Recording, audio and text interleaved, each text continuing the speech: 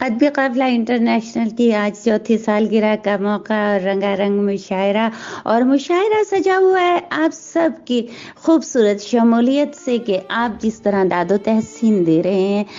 سچی بات ہے کہ مجھے ایسے نظر آ رہا ہے کہ جیسے میری نگاہوں کے سامنے آپ سب بیٹھے ہوئے ہیں اور واہ واہ کر رہے ہیں اور اشعار سن رہے ہیں، اور اسی خوبصورت واہ واہ کے اندر سالار قافلہ جناب شمشاد حسین سرائی، جن کی وجہ سے آج یہ ادبی قافلہ جو ہے اس پہ ہم سب ایک قافلے کی صورت، ایک اس طرح سے کہ جیسے گھر کے افراد ہوتے ہیں، گویا ایک فیملی ممبر بن کر بیٹھے ہوئے ہیں، وہ اپنے خوبصورت کلام کے ساتھ تشریف لا رہے ہیں. میں بہت ساری گل پاشی کے ساتھ اور بہت ساری تالیوں کی گونج میں آپ کو دعوت سخن دے رہی ہوں کہ آج کی یہ خوبصورت محفل، آج کا یہ خوبصورت مشاعرہ، آج یہ سالگرہ آپ ہی کے دم سے ہے اور ہم بہت ساری تالیوں میں آپ کو دعوت سخن دے رہے ہیں.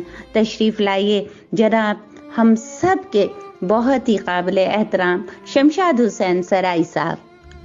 بسم اللہ الرحمن الرحیم. لیا پاکستان سے میں ہوں خادم اردو ادب شمشاد سرائی.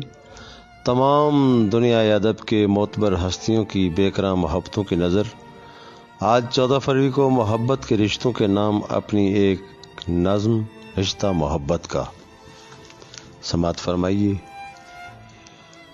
رشتہ محبت کا، محبتوں کا عظیم رشتہ، سمجھ سکو تو نبھانے آؤ، قدم بڑھاؤ گلے لگاؤ، پھر سے کرتے ہیں عہد تم سے، پھر سے کرتے ہیں عہد تم سے، راستوں کے تمام پتھر اکٹھے مل کر اکھاڑ دیں گے، محبتوں کے حسین رستے باہم مل کر سنوار دیں گے.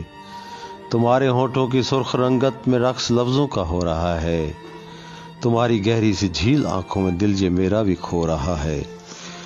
تیری محبت ایک درد بن کر میری تو روح میں سسک رہی ہے، تیری محبت کی روشنی بھی چشم تر میں اے جانے جانا اشک بن کر چھلک رہی ہے. سنو ذرا تم اے جانے جانا، محبتوں کے گہرے ساگر میں ڈوب جانے سے قبل سوچو، محبتوں کا عظیم رشتہ نبھا سکو تو نبھانے آؤ اور خود ہی تاریخ کے صفحوں میں لفظ بن کر امر ہو جاؤ.